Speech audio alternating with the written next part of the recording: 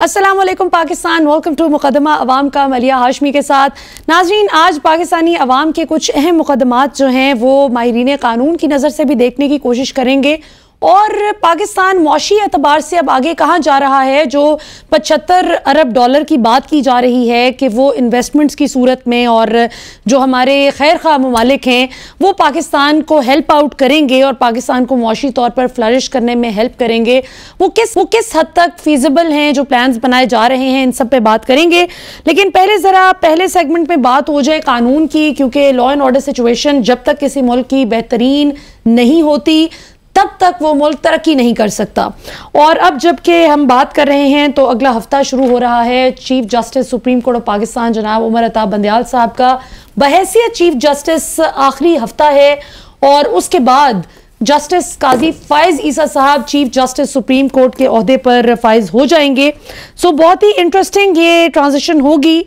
देखना ये है कि जिस तरह से कुछ मखसूस सियासी जमातें काजी फाइज साहब को स्टिग्मेटाइज करती रहीं, वो किस तरह से इस स्टिग्मा से जान छुड़ाते हैं और आइन और कानून की बालादस्ती के लिए वो कैसे स्ट्राइव करते हैं। अभी रिसेंटली जो क्रिश्चियन कम्युनिटी का सब जानते हैं एक बड़ा अनफॉर्चुनेट वाक़या पेश आया, तो उसमें जब वो गए वहाँ तो मुझे ज़राए ने बताया कि काजी फाइज साहब ने बड़ी उसमें प्रिंसिपल पोजीशन थी उनकी कि मैं कोई सरकारी पैसे पे मुझे एक्स्ट्रा प्रोटोकॉल ना दिया जाए, और जिसने थोड़ा सा देने की कोशिश की तो उन्होंने बरहमी का इजहार किया। सो ये ऑप्टिक्स तो अच्छे हैं, बज़ाहिर ये बातें तो अच्छी हैं, इंडिकेट कर रही हैं कि आने वाले वक्त में इंशाल्लाह बेहतरी की तरफ चीज़ें जाएंगी। लेकिन वो कहते हैं ना, सीइंग इज़ बिलीविंग, तो जब तक होता नहीं तब तक तो ऑब्वियसली अवाम भी थोड़ी सी स्केप्टिकल है कि आगे क्या होने जा रहा है। सो पहले सेगमेंट में हमें ज्वाइन कर रहे हैं जी पाकिस्तान तहरीक इंसाफ के चेयरमैन और साबिक वज़ीर आज़म पाकिस्तान इमरान खान साहब के वकील और पाकिस्तान के मुमताज़ माहिर कानून जनाब शेर अफजल साहब। मरवत साहब, हमें ज्वाइन करने के लिए बहुत बहुत शुक्रिया, थैंक यू वेरी मच। सबसे पहले तो ये बताइए कि आपकी अभी recently former prime minister Khan साहब से मुलाकात भी हुई है अटक जेल में और आप केसेस की भी पैरवी कर रहे हैं। ये बताइए कि उस मुलाकात का क्या अहवाल है, और जो एक इमरान खान मुखालिफिन ने एक सेंटिमेंट बना दिया था कि ये इमरान खान और इस्टेब्लिशमेंट की लड़ाई है, तो खान साहब खुद भी अपने मुंह से भी ये बातें करते हैं, मीडिया पे हमें ये लड़ाइयाँ सुनने को मिलती हैं। Your take. जी बहुत शुक्रिया।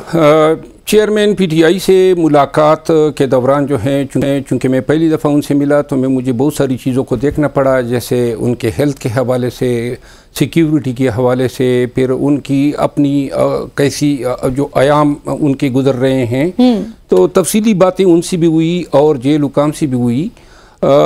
इमरान खान जो थे वो मैंने पहली दफ़ा जो है जब से उनके साथ ताल्लुक़ बना है उनको मैंने बड़े इंतहाई बेहतरीन खुशगवार मूड में पाया। अच्छा, नंबर 1। नंबर 2 जो हैं वो बड़े खुल के हंस से कुछ बातों पे, और तीसरी बात ये है कि ये जो आपने बात की एस्टेब्लिशमेंट वाली, तो बेसिकली चेयरमैन पीटीआई ख़ुद बबांगे दाखिल बार बार ये कह चुके हैं कि ये फ़ाइट उनकी किन के साथ है। किन के साथ है?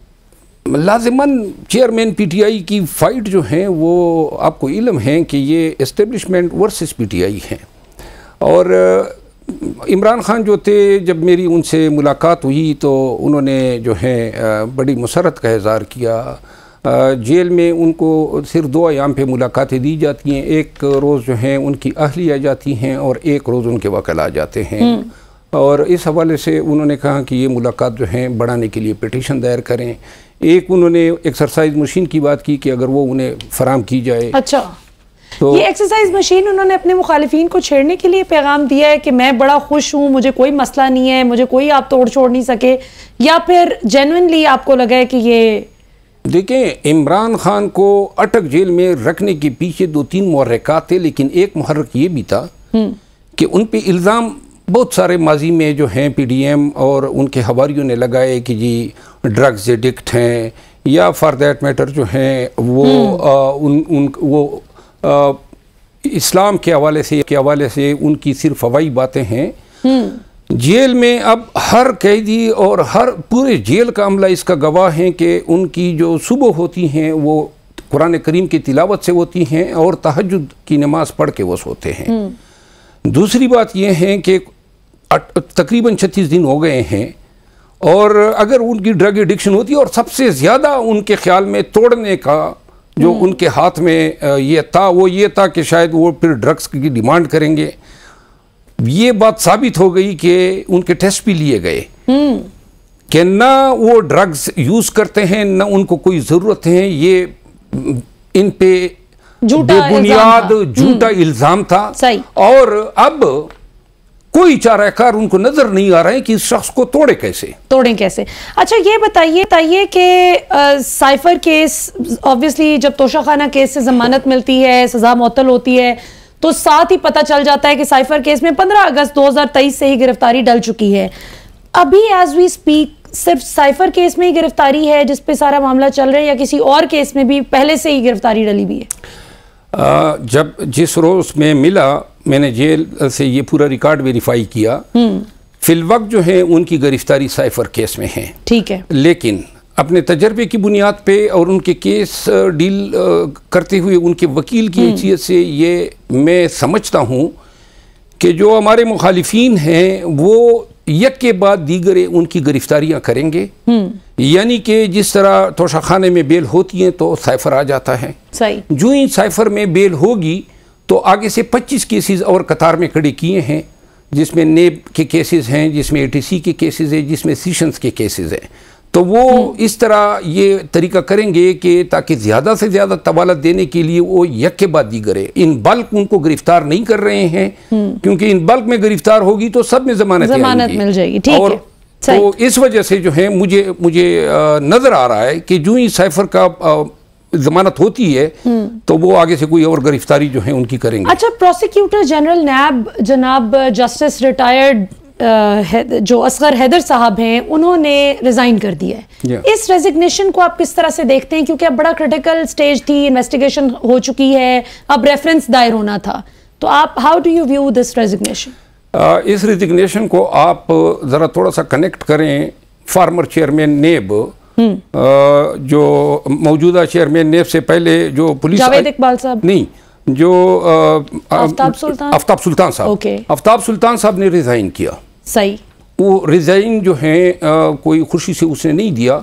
जब उनसे ऐसे काम करवाने के लिए उन पर दबाव डाला गया तो उन्होंने कहा कि मैं ऐसे कम, और उसकी आफ्ताब सुल्तान साहब की हिस्ट्री यही रही है, हमेशा उसने दबाव के तहत काम करने से इनकार किया है। तो आफ्ताब सुल्तान साहब का इस्तीफ़ा और आज जस्टिस साहब का जो इस्तीफ़ा है वो एक ही सिलसिले की कड़ियाँ हैं। ये खुद जज रहे हैं हाई कोर्ट के, जो प्रोसिक्यूटर जनरल नेब थे। जी। और उनकी एक बहुत ही अहम जिम्मेदारियां हैं नेब लॉ के तहत। उन्होंने चूंकि बहुत सारी चीज़ों पे इख्तिलाफ रखा है, यहाँ पे अब नेब वही नेब बनती जा रही है जो जस्टिस जावेद इकबाल के दौर में थी, या उससे पहले नेब चेयरमैनों के दौर में थी कि जी बस मोहर लगाने की देर है और जो हुकूमत वक्त सजेस्ट करती हैं वही होता जाएगा। अच्छा ये बताइए कि नैब की जब हम बात करते हैं, केसेस की बात करते हैं, खान साहब के हवाले से ये खबर सामने आई, आप इसकी तस्दीक या तरदीद कर सकते हैं कि जो उन्होंने कहा कि मैं इस नैब कवानीन में तरमीम का फ़ायदा नहीं उठाना चाहता, ये जो 50 करोड़ रुपए से एक पैसा भी अगर कम किसी ने खाया पिया है तो उससे पूछा नहीं जा सकता। अब इस हवाले से आप बताइए कि आपकी क्या खान साहब की क्या पोजीशन है और आपकी बतौर उनके वकील क्या सूरत हाल है, क्योंकि इस केस में गालिबन, if I am not wrong, you can correct me अगर मैं गलत हूँ, 14 करोड़ रुपए तक का बताया जा रहा है कि कोई गैप है। तो क्या है, क्या तोशाखाना केस में सज़ा मुअत्तल क्यों हुई है, ख़त्म क्यों नहीं हो गई सज़ा? तोशाखाना केस जो मुअत्तल हुई है वो एक अलहदा अमर है। ये फौजदारी कवानीन के तहत हैं, नेब लॉ के तहत अमाइन दिलावर ने फैसला नहीं किया है। नेब लॉ के तहत अलहदा नेब ने एक जो है पिटीशन रेफरेंस दायर किया हुआ है, वो नेब लॉ के तहत हैं। पहली बात तो ये है कि चेयरमैन खान साहब ने जो अमेंडमेंट जो हैं वो एनलमेंट मांगी हैं, उस अमेंडमेंट का ये बेनिफिशियरी न है, न था और न कभी होगा। न हमने नेब लॉस की अमेंडमेंट जब हो गई और कोई भी फायदा अगर हो सकता था तो वो रिमांड की पीरियड में हो सकता था। अच्छा, इन्होंने क्या किया कि जब अलवी साहब चले गए हज पे तो ऑर्डिनेंस जारी करवा दिया चेयरमैन सेनेट से, और वो रिमांड पीरियड भी पुराने कानून पे ले आया। सही। दूसरी बात यह है कि जो नेब कवानीन में 50 करोड़ रुपए से ज़्यादा की जो अमाउंट है, 50 रुपए भी अगर खान साहब के केस में कोई इल्ज़ाम है तो हम भुगतने को तैयार हैं। ना हमें नेब के अमेंडेड लॉस का कोई फ़ायदा मिला है। फ़ायदा किन को मिला है?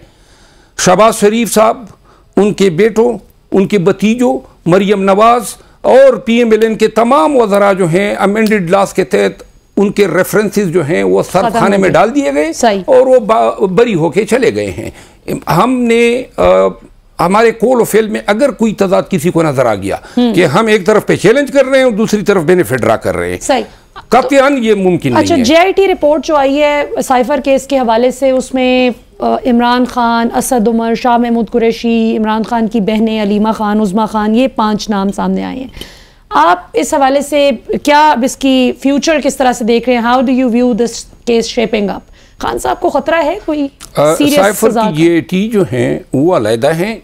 जिस JIT का आप जिक्र कर रहे हैं वो 9 मई के सर्वर रोड के वाकयात की बात कर रहे हैं। जी 9 मई की, बिल्कुल 9 मई पे JIT ने जो फाइंडिंग दी है, बात यह है कि मुदई भी हो, गवाह भी हो, मुनसिफ भी हो, शहर भी उनका, फिर तो हमने मुलजिम ठहरना ही है। एक DIG से क्या हम तवक्को रखें जब पूरा निज़ाम कंप्रोमाइज़ हो चुका है। 9 मई में उनकी कोई रह नहीं गया जिनको इन्होंने इस केस में डालना हो। इमरान खान ने कहा था कि 9 मई को उनको इस अंदाज में गिरफ्तार किया जाए जिस अंदाज में रेंजर ने उनको गिरफ्तार किया। इमरान खान ने कहा था कि उसको घसीट के ले जाया जाए। उन्होंने कहा था कि जी ये कैमरे और वीडियोज़ जो हैं चोरी की जाए। उन्होंने कहा था कि जी जो कोर कमांडर का घर है उसकी CCTV फुटेज किधर गई।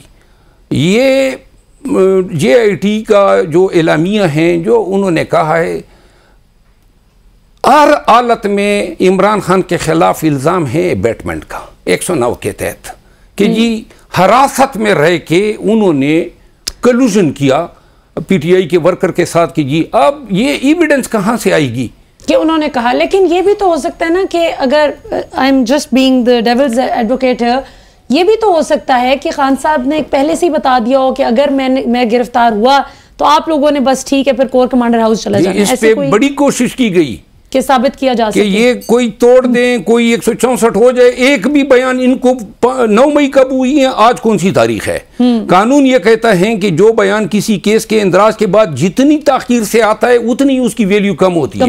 एक बंदा इनको नहीं मिला जो ये कह दे कि 9 मई से पहले खान के साथ एक आदमी ने जो है इस हवाले से इल्जाम लगाया, वो थे परवेज खटक। परवेज खटक ने ये इल्जाम लगाया कि जी अली अमीन खान गंडापुर और मुराद सईद जो है, जो शख्स इल्जाम दहिंदा है वो शख्स खुद KP PTI चैप्टर का सदर था।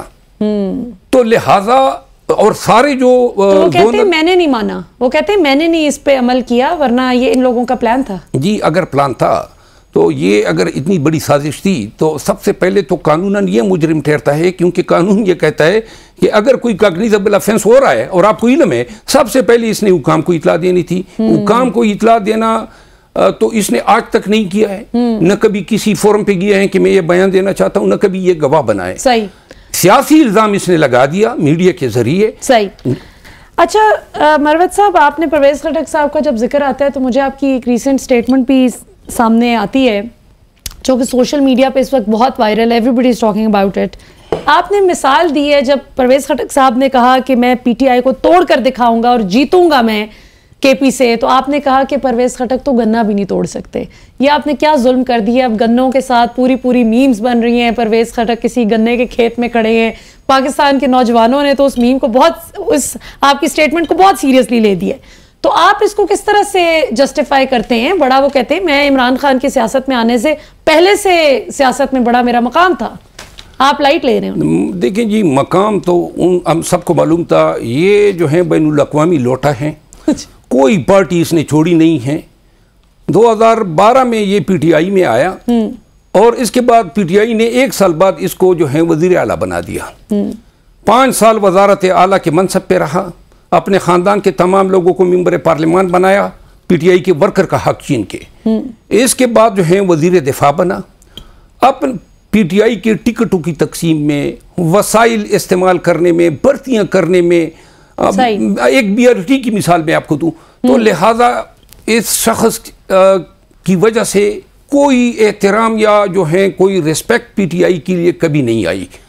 दूसरी बात जो गने की हवाले से मैंने इसको तशबीह दी है, गुजारिश ये है कि जो बड़ी बड़ी बातें ये करता है कि जी मैं PTI को तोड़ के दिखाऊंगा, अभी तक तो तमाम इनके जो मेहरबान हैं इनकी कोशिशों के बावजूद जो हैं ये कोहिस्तान के 3 उन MPs को लाया अपने जब ये बर्थडे पार्टी की बुनियाद रख रहा था तो ये वहाँ पे कह रहा था कि ये जी मेरे साथ इतने लोग हैं जिसमें 3 कोहिस्तान के MPs थे और वो MPs कौन थे, वहाँ टास्क पे लोग MPA बनते हैं और वो फिर दूसरी बार टास्क से निकल जाते हैं। सही। तो लिहाजा और गन्नों के खेत में अगर नजर आ रहा है असल में PTI ने जो इसको एहतराम दिया, वर्कर्स ने दिया, जो इसने राज किया, आज हम या पाकिस्तान तहरीक इंसाफ इस बेबुनियाद इल्जामात के रवादार नहीं थे जो ये मीडिया पे बैठ के इमरान खान के खिलाफ लगा रहा है या पाकिस्तान तहरीक इंसाफ के। अगर ये पाकिस्तान तहरीक इंसाफ में ना होता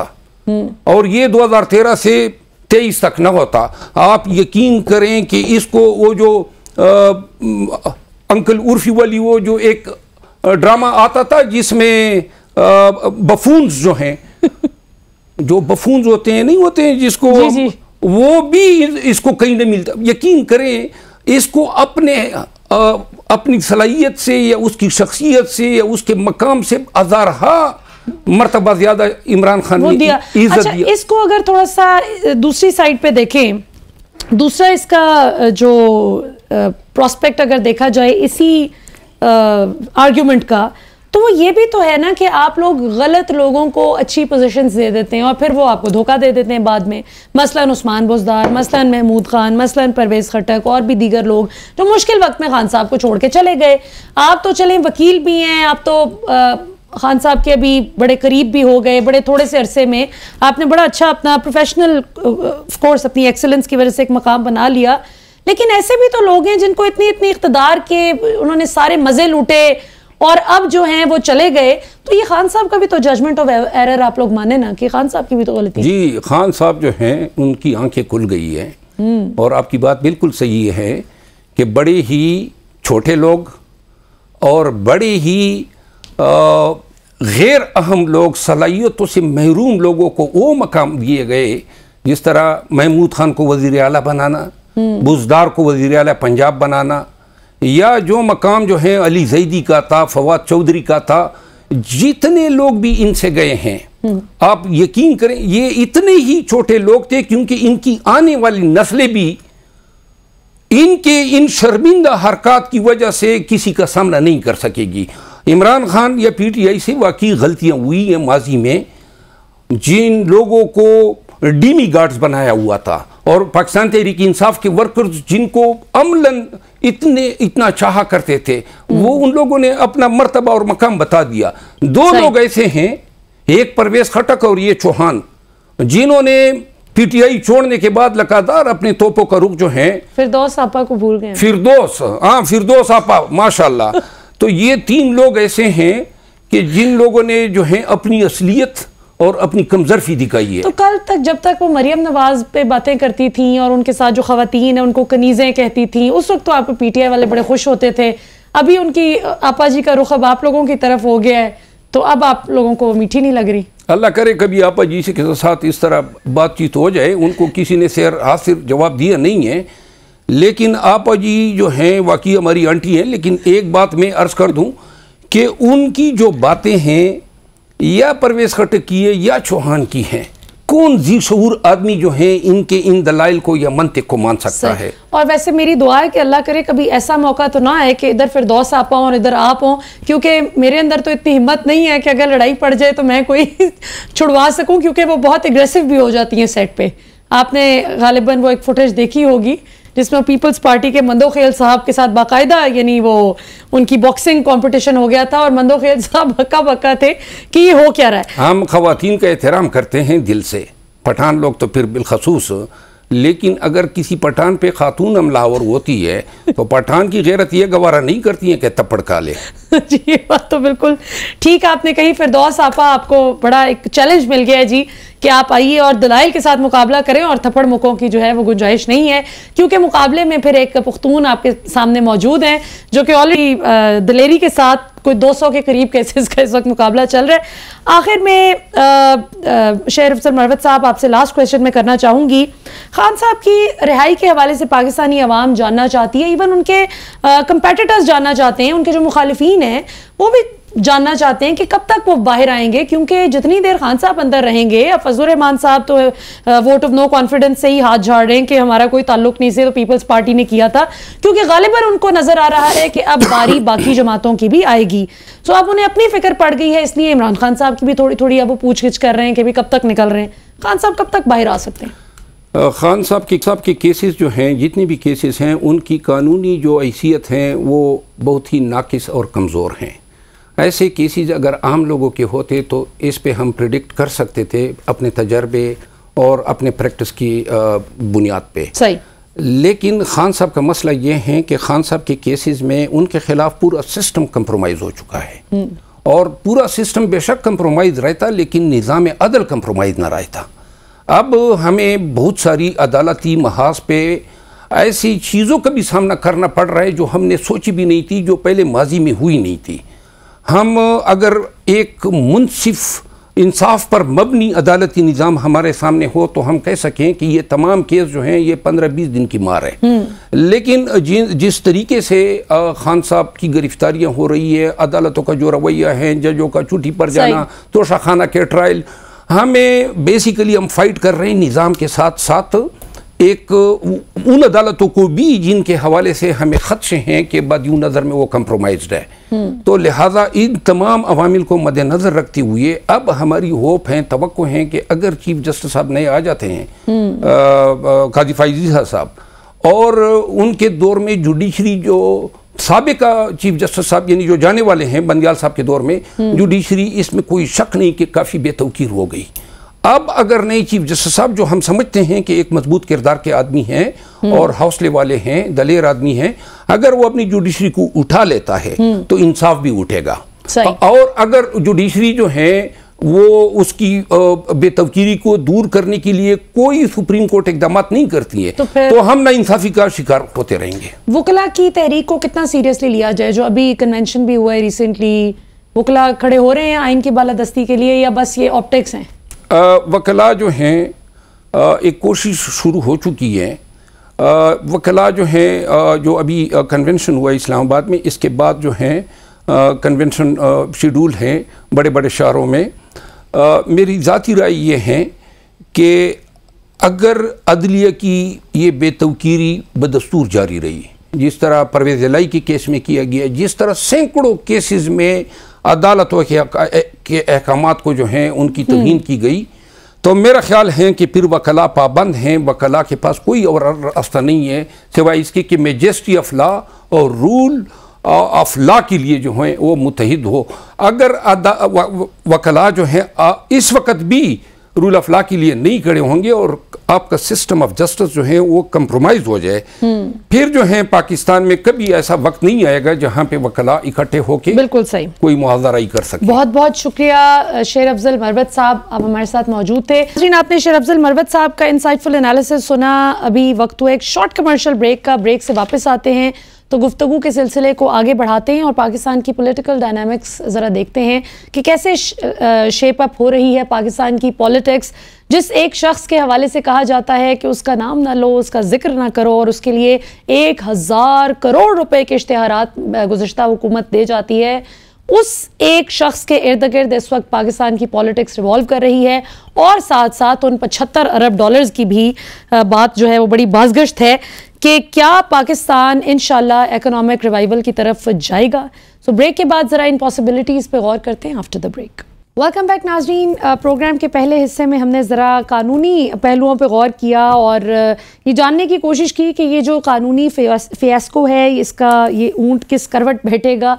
अब ज़रा बात करते हैं पाकिस्तान की मौशी सूरत हाल की, क्योंकि पाकिस्तानी अवाम का सबसे ज़्यादा जो बड़ा मुकदमा है, जो सबसे बड़ा बुनियादी मसला है, वो तो पाकिस्तान के घर घर का बजट है। तो हमें पाकिस्तान के मुमताज़ माहिर मईशत जनाब शाहिद यूसुफ साहब ज्वाइन कर रहे हैं। शाहिद साहब, हमें ज्वाइन करने के लिए बहुत बहुत शुक्रिया। सबसे पहले तो ये बताइएगा कि आप मौजूदा सिचुएशन को किस तरह से देखते हैं और इसका अल्टीमेट हल क्या है?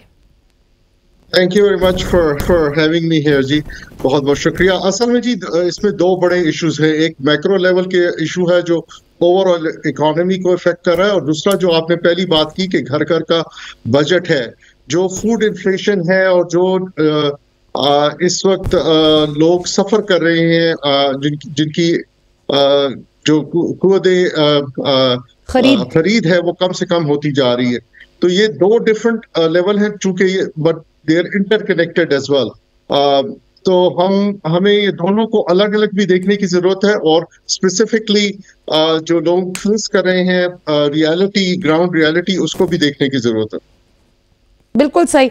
अच्छा, ये 75 अरब डॉलर की जो बात की जाती है, ये कितना प्रैक्टिकली पॉसिबल है, रियलिस्टिक है ये टारगेट, और क्या पाकिस्तान में इतना पोटेंशियल है या इससे भी ज़्यादा का पोटेंशियल है, और अगर है तो किन किन सेक्टर्स में है, और उसमें ये निगरान हुकूमत के पास कितना स्कोप है डिलीवर करने का, और जो डेमोक्रेटिकली इलेक्टेड गवर्नमेंट है उसके लिए कितने चैलेंजेस होंगे इस टारगेट को अचीव करने के लिहाज से?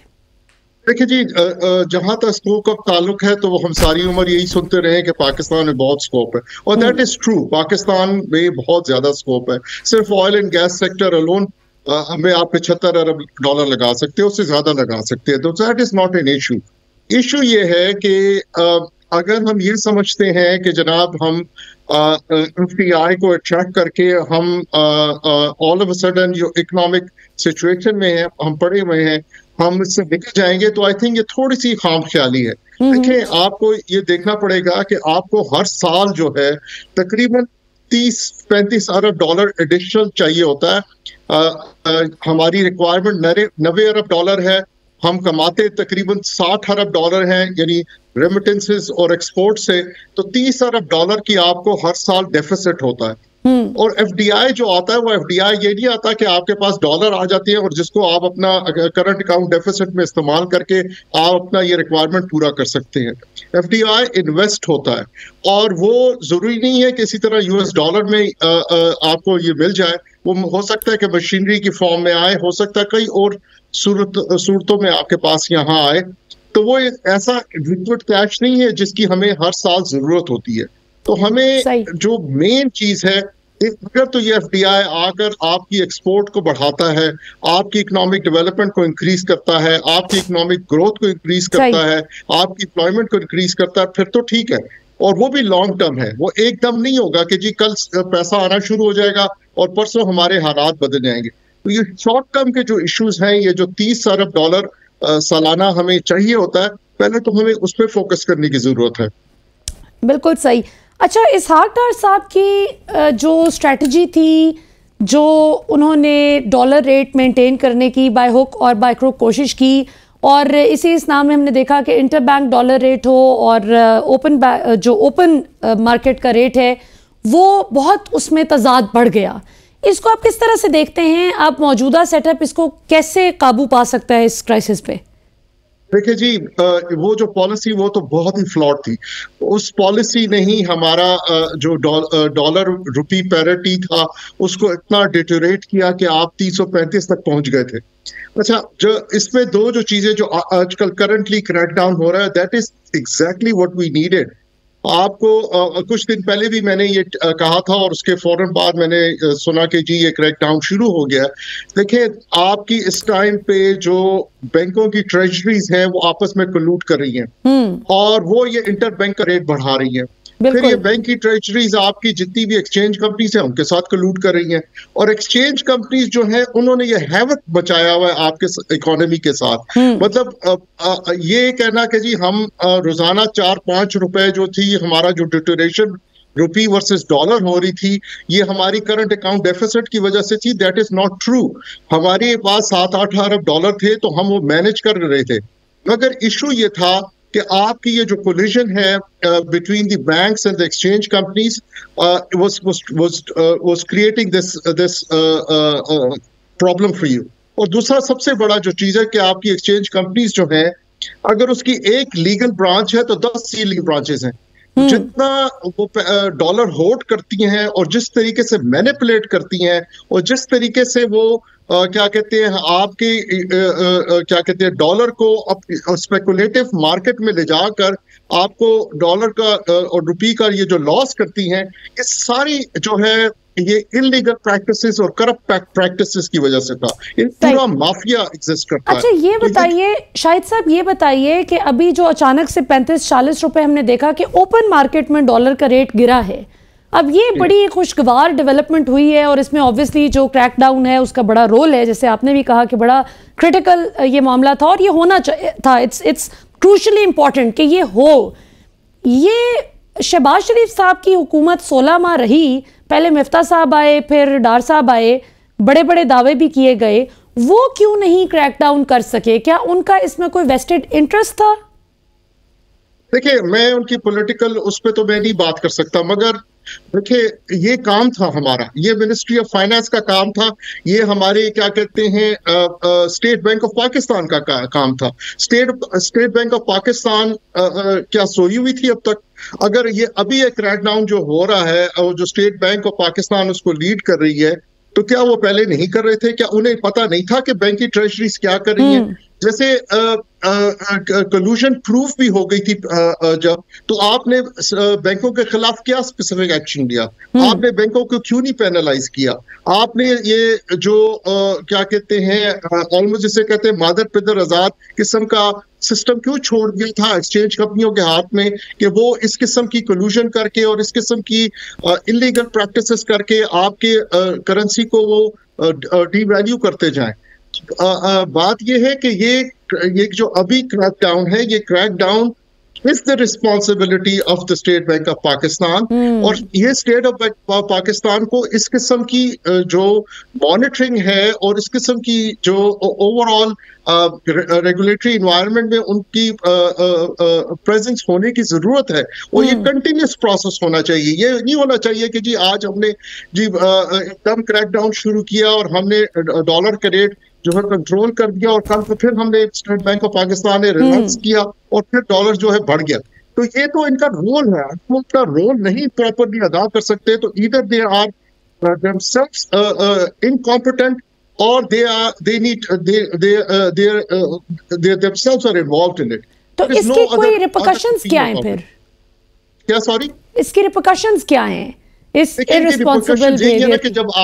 जब आप छोड़ देते हैं, जब आप रेगुलेटरी रोल होने के बावजूद आप बैंकों को और एक्सचेंज कंपनियों को प्रॉपर्ली रेगुलेट नहीं करते, तो बेसिकली आप अलाउ करते हैं इलीगल प्रैक्टिसेस को बढ़ने के लिए, और आप अपनी जो इकोनॉमी है उसको कुछ लोगों के हाथों में दे देते हैं जो उससे खेलते हैं, और आपके एनिमी इससे आपका क्या कहते हैं इसका फायदा उठाता है। तो आप देखिए, मैं एक और जो बात इससे भी बड़ी बात है, अभी लास्ट ये जुलाई के नंबर्स जो निकल के आए हैं उसमें आपने देखा कि हमारी जो पूरे पाकिस्तान ने जो टैक्स कलेक्शन की वो तकरीबन मेरे ख्याल में 370 या 380 अरब रुपया हमने टैक्स कलेक्शन किया, 380 बिलियन। और हमारी जो सिर्फ इंटरेस्ट की पेमेंट है वो 550 से ऊपर है, ये 520 है कि 530 है।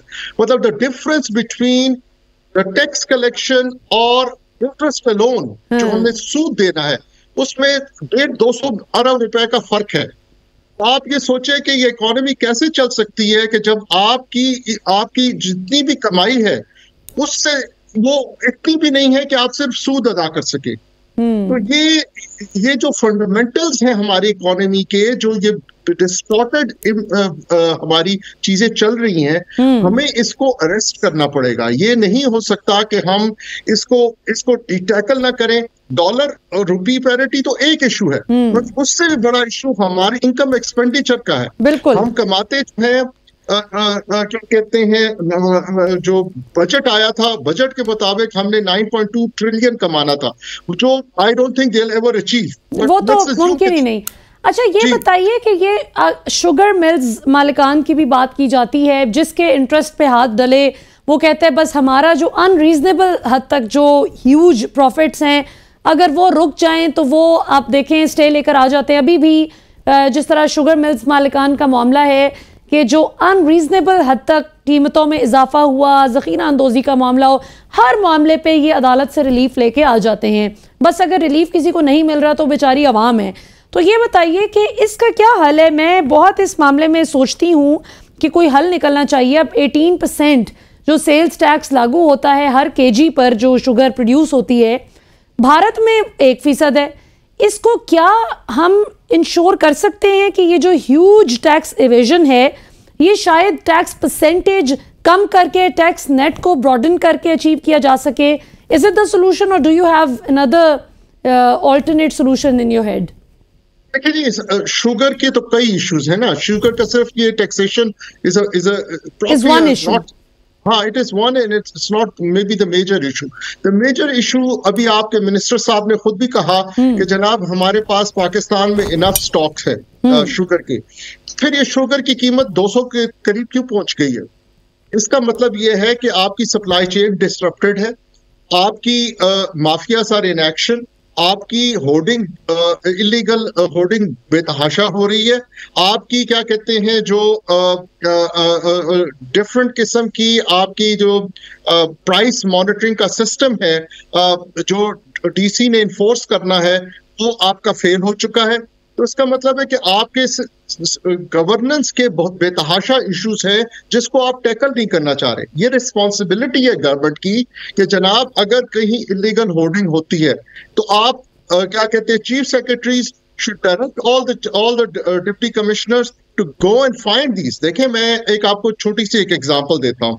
हमने एक छोटा सा पायलट किया था, हमने मैंडेट लिया था प्रीवियस गवर्नमेंट से, talking about the PTI government, जिसमें हमने 5 हफ्ते में एक डिस्ट्रिक्ट लिया था जिसमें supply chain, price monitoring and price control को हमने टारगेट किया था और गवर्नेंस के रिफॉर्म किए थे with the help of deputy commissioner. And we brought the prices of the essential commodities down by 35 to 65% within a matter of 5 weeks. तो हम अगर ये एक डिस्ट्रिक्ट में कर सके हैं तो why can't this be expanded to the entire country? अच्छा, ये यहाँ पर एक सवाल ये पैदा होता है कि if you could do it successfully in one district, why could you not replicate it across the country? That was the failure of the PTI government. Okay. It was the failure कि उसको एक इतना अच्छा project जो उन्होंने खुद जिसका mandate दिया था और उसको फिर आगे ब्यूरोक्रेसी ने चलने नहीं दिया, और चाहिए ये था कि उसको लीडरशिप उसको उठाती और उसको आगे लेके जाती। Even up to the prime minister was interested in taking it forward, but अगर वो नहीं करवा सके तो उसका मतलब यही लिया जाता है कि जी हमारे जो सिस्टम्स हैं, जो गवर्नेंस का सिस्टम है वो इतना वीक है कि जिसमें द पॉलिटिकल विल भी जो है वो फेल हो जाती है।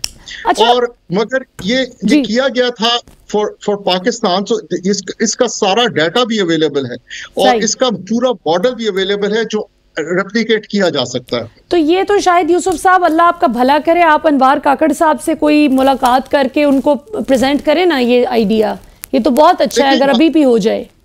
देखिए, बात ये है कि इस किस्म की जो चीजें होती हैं उसमें एक होता है कि जो the ability of people who can actually do things and ability of people to reach those corridors, ये 2 डिफरेंट चीजें हैं। पाकिस्तान में वो लोग जो होते हैं पावर कॉरिडोर्स में होते हैं कि जिनके जो उस किस्म के लिंकेजेस होते हैं।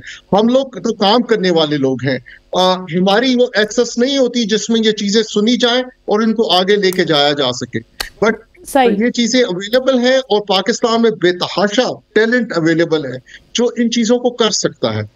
अच्छा, आखिर में आईपीपीज के हवाले से, क्योंकि बिजली के बिल्स पे पाकिस्तानी अवाम इस वक्त ज़ाहिर है बड़ी परेशान है और बड़ा एक वैलिड कंसर्न है। मतलब जो बंदा 30,000 कमाता है वो 60,000 का बिल कैसे दे? और ये मिफ्ता इस्माइल साहब ने बिल्कुल सही कहा, he said in I quote कि ये वो वाली इन्फ्लेशन इस बार आई है कि सिर्फ लोअर मिडिल क्लास नहीं बल्कि आपका मिडिल इनकम ग्रुप, आपके हायर्स, अपर्स, आपकी एलीट भी इससे मुतासिर हुई है। तो ये बताइए कि ये झटका जो हर पाकिस्तानी को लगा है, irrespective of their income bracket या सोशो इनकम सेगमेंट जिसमें भी वो फॉल करते हों, ये बताइए कि आईपीपीज के साथ मुआहिदों को बहुत डिस्कशन में लाया जाता है कि वो गलत मुआहिदे हो गए जिनकी खमियाजा अभी तक पाकिस्तानी अवाम बिल्स की सूरत में भुगत रही है, उस हवाले से थोड़ा सा अगर आप हमें वो कर सकें, अप्राइज कर सकें। जी जी, देखिए इसमें दो इश्यूज बड़े इंपॉर्टेंट हैं। मुआहदे गलत हुए, बिल्कुल गलत हुए। मुआहदे जो थे उसमें एक बड़ी अच्छी एफर्ट चली थी, जिसमें क्या कहते हैं वो जो मुआहदों को जो हमारे लोकल इन्वेस्टर्स के था उनके साथ रीनेगोशिएट किया गया था, और हमने उसको किस हद तक वो चीजों को कुछ काबू करने की कोशिश की थी। मगर देखें, हम एक मिस्टेक करते हैं और उस मिस्टेक को आगे चलाते रहते हैं। हमारी फॉर एग्जांपल इस वक्त 18,000 मेगावाट जो है वो IPPs जो है वो प्रोड्यूस कर रही हैं, सही, और हम 11,000 मेगावाट एडिशनल लगाने जा रहे हैं। हमारी ऑलरेडी इंस्टॉल कैपेसिटी 41,000 है, और आज तक पाकिस्तान का सबसे ज्यादा जो डिमांड आई है वो 35,000 मेगावाट। तो आप 41 लगा चुकी हैं, 11 और लगाने जा रहे हैं। क्या कर रहे हैं आप? और फिर वो जो आपने लगाए हैं वो भी इंपोर्टेड फ्यूल पे हैं, और आप जो नए लगाने जा रहे हैं उसमें भी तकरीबन आधे जो है आपके इंपोर्टेड फ्यूल पे हैं।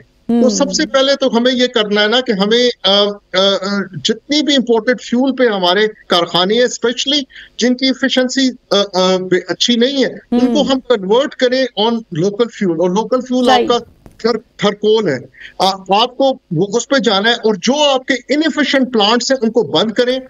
वो IPPs जिसको आप सिर्फ कैपेसिटी पेमेंट्स ही करते जा रहे हैं क्योंकि आपके पास पैसे ही नहीं है उनको चलाने के लिए, government has to take an action कि जनाब उनको या आप खरीद करके बंद कर दें, या आप उनके साथ ऐसा मुआहदा करें कि जी आपको अगर जितनी आपकी कैपिटल इन्वेस्टमेंट हो चुकी है तो हम आप ऑलरेडी उससे ज्यादा आपको पे कर चुके हैं, तो हम कोई किसी किस्म का कॉम्प्रोमाइज करके उसको खत्म करें किसी तरीके से। ये शायद साहब CPEC के हवाले से भी तो था ना कि कुछ CPEC के लिए कंपनीज ने आना था, तो उनको खास तौर पे अकोमोडेट करना था, जिस हवाले से ये मुआहिदों की बात हुई थी, इफ आई रिकलेक्टेड करेक्टली। जी जी बिल्कुल। देखिए CPEC के अंदर भी इशू तो ये होता है ना कि जो मुआहिदा करने वाले गवर्नमेंट है, आपको चाइनीज तो ये नहीं कहते ना कि आप अपना इंटरेस्ट प्रोटेक्ट ना करें। आप जब मुआहिदा करने जा रहे हैं तो आप अगर चाइनीज कंपनी के साथ मुआहिदा कर रहे हैं, CPEC के अंदर आप इन्वेस्टमेंट लेकर आ रहे हैं, तो आपको किसने रोका है कि आप अपना इंटरेस्ट प्रोटेक्ट ना करें?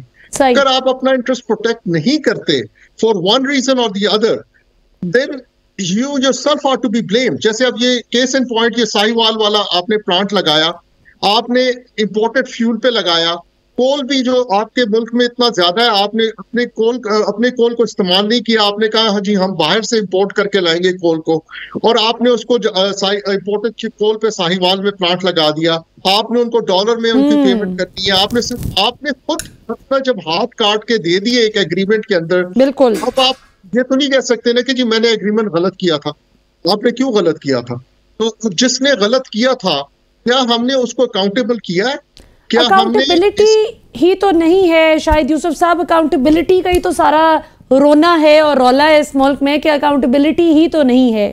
सो आखिर में चूंकि since we are running out of time, बस लास्ट आपसे एक दो सवालात करना चाहूंगी क्विकली। एक तो ये फरमाइएगा कि अभी ये जो IMF की जानिब से अप्रूवल की बात आ गई है कि 15 अरब रुपए तक का जो रिलीफ पाकिस्तानी अवाम को बिजली के बिल्स में मिलेगा, और 200 यूनिट्स तक का जिनका इस्तेमाल है या उससे कम है, उनको बताया जा रहा है कि किस्तवार वो अपने बिल्स अदा करने की जो है ले सकेंगे, फैसिलिटी अवेल कर सकेंगे। सो आम अवाम जो यकीनन 200 यूनिट से तो ज़्यादा ही यूज़ करती है, उनके लिए क्या है इसमें फिर रिलीफ? पहली तो बात ये रिलीफ नहीं है। अच्छा, अगर आप सिंपली ये कह दें कि जी आपने ना कीमत कम करनी है ना कुछ करनी है, आपने पैसे अभी देने थे, आपके पैसे जो है हमने इस महीने के पैसे जो है वो डिवाइड कर दिए, अगले 2 महीने पे आपने देने हैं, तो अगले महीने का भी बिल आना है, उससे अगले महीने का भी बिल आना है। आपने क्या रिलीफ दिया? This is not a relief, this is basically जो वो कहते हैं ना, मतलब अगर फॉर एग्जांपल आपका डैम फट जाए और उसके आगे आप मिट्टी की दीवार लगा दें, तो मिट्टी की दीवार कितनी देर ठहरेगी उस पानी के आगे? तो ये this is not a relief. Let's call spade a spade. तो बेसिकली आपको करना यह है कि आपका जो इंक्रीज हो रहा है, टैरिफ में जो इंक्रीज होता जा रहा है, आपको उसमें उसको कंट्रोल करना है। और ये गवर्नमेंट का बहुत अच्छा स्टेप है जो अभी कर रहे हैं, पर जिस तरीके से वो मैसिवली जो चोरी हो रही है, जो लाइन लॉसेस के आड़ में लोग इलीगल फायदा उठा रहे हैं, उसके पीछे जा रहे हैं, क्रैक डाउन किया जा रहा है, लोगों को अरेस्ट किया जा रहा है, और जो चोरी किया हुआ पैसा है वो वापस आ रहा है। अगर ये पैसा आ जाता है, तो इस पैसे से आपका ये टैरिफ की जो इंक्रीज है, कम से कम उसको आप अरेस्ट कर सकते हैं, इंक्रीज को आप रोक सकते हैं। होता ये है कि आपने अगर क्या कहते हैं 500-550 अरब का जिसका कहते हैं कि चोरी हो रहा है, अगर ये सिस्टम में इसका आधा भी आ जाता है, तो आपको ये जो इंक्रीजेस हैं क्या कहते हैं हर बिल में, आपके हर कुछ दिन के बाद नेपरा इंक्रीज करता है, फिर ये आपको इंक्रीज करने की जरूरत नहीं होगी। बिल्कुल सही, बहुत बहुत शुक्रिया शाहिद यूसुफ साहब, आप हमारे साथ मौजूद थे। नाज़रीन, आपने शाहिद यूसुफ साहब का माहिराना तज्जिया सुना। अभी यहाँ पर वक्त हुआ एक शॉर्ट कमर्शियल ब्रेक का, ब्रेक से वापस आएंगे तो गुफ्तगू के सिलसिले को यहाँ से जोड़ेंगे after the break. Welcome back नाज़रीन, आपने आज का प्रोग्राम देखा, आपने हमारे मौजूद मेहमानों की डिस्कशन सुनी। मसला तो वहीं पर आता है कि जो अकाउंटेबिलिटी सरकार को करनी पड़ती है, जो अकाउंटेबिलिटी हमारे जो हुकूमती ओहदेदारान हैं उनको ज़रा सख्ती से अपने चेक्स एंड कंट्रोल सिस्टम देखने पड़ते हैं। ये अगर लोग खुद ही ईमानदार हो जाएं और 2+2=4 के हिसाब से कारोबार करना शुरू कर दें तो क्या जाता है। आप आज किसी के साथ ईमानदारी करेंगे, कल लोग आपके साथ ईमानदारी से बरतेंगे और होते होते इसी तरह से मुआशरा इंशाअल्लाह ईमानदारी की तरफ जाएगा। इस उम्मीद और दुआ के साथ कि अल्लाह ताला पाकिस्तान के लिए बेहतरियां करे, अल्लाह ताला पाकिस्तान को वापस खुशहाली के रास्ते पर गामजन करें। और आए दिन जो हम देखते हैं कि लोग लाचार परेशान अपनी जान से आजिज हो चुके हैं। कहाँ हमारा हमसाया मुल्क आज जो है, हम क्रिकेट के मैदान में उसको लाख बार शिकस्त दे दें, लेकिन टेक्नोलॉजी के मैदान में, आईटी के मैदान में, कारोबार के मैदान में वो पाकिस्तान से बहुत आगे निकल गया है, क्योंकि वहाँ पर लोगों को एक सेंस ऑफ सिक्योरिटी इस हवाले से ज़रूर है कि जो मर्जी पॉलिटिक्स में होता रहे, पॉलिटिकल बैटल फील्ड में जो मर्जी जीते हारे, जो मर्जी हो, कम अज़ कम हम सिक्योर हैं और हमें आइडियाज़ पे काम करना है। सो आई होप कि पाकिस्तान में भी इंशाल्लाह जल्द वो वक्त वापस आएगा कि जब लोग आइडियाज़ पे काम करेंगे, आइडियाज़ पे बात करेंगे और अपने मुल्क को बेहतरीन तरीके से कंस्ट्रक्टिवली कंट्रीब्यूट करेंगे मुल्क की तरक्की में इंशाल्लाह। और वो जो एक बहुत बात की जाती है ना कि इस मुल्क ने मुझे दिया ही क्या है, अक्सर आप नौजवानों को कहते हुए सुनते हैं कि बरतानिया ने ये दिया, यूरोप ने ये दिया अपने नौजवानों को, अमेरिका ने ये दिया। आज तक पाकिस्तान ने हमें दिया ही क्या है? और शर्म करो, आपको ये देखना है कि आपने पाकिस्तान को क्या दिया है। हाँ, पाकिस्तानी रियासत का काम आपको तहफ़्फ़ुज़ देना है, उसमें कोई गलती की गुंजाइश नहीं होनी चाहिए रियासत के एंड पे, लेकिन हमने पाकिस्तान को क्या दिया ये बहरहाल हमें भी सोचना है। जिस तरह होता है ना क्रिकेट के मैदान में, आज जाहिर है क्रिकेट का मैच है तो मैं क्रिकेट की रेलेवेंट मिसालें साथ साथ देती चलूँ कि क्रिकेट के मैदान में जो बैट्समैन होता है या जो बॉलर होता है वो क्या कर रहा है उसको बेहतरीन तरीके से पता होता है, लेकिन जो फील्ड जो स्टेडियम में बैठी आवाम देख रही होती है कि फील्ड में क्या चल रहा है, उनके पास मुफ्त मशवरे देने की बहुत एनर्जी भी होती है, वक्त भी होता है और मुफ्त मशवरों की पिटारी भी बहुत बड़ी होती है। जबकि जो फील्ड में होता है उसे पता होता है कि मुझ पर प्रेशर कितना है। तो हम समझते हैं कि हुकूमती ओहदेदारान पर यकीनन प्रेशर तो बहुत ज़्यादा है, लेकिन अवाम की एक्सपेक्टेशंस पर पूरा भी उतरना फिर आपका काम है। भले अब आप निगरान सेटअप का हिस्सा बने हैं, लेकिन ये वादा करके बने हैं कि आप पाकिस्तानी अवाम के इंटरेस्ट को प्रोटेक्ट करेंगे। सो आज के लिए इतना ही नाज़रीन, इंशाल्लाह आपसे अगले हफ्ते जुमे के रोज़ रात 8 बजे फिर मुलाकात होगी। पाकिस्तान हमेशा जिंदाबाद।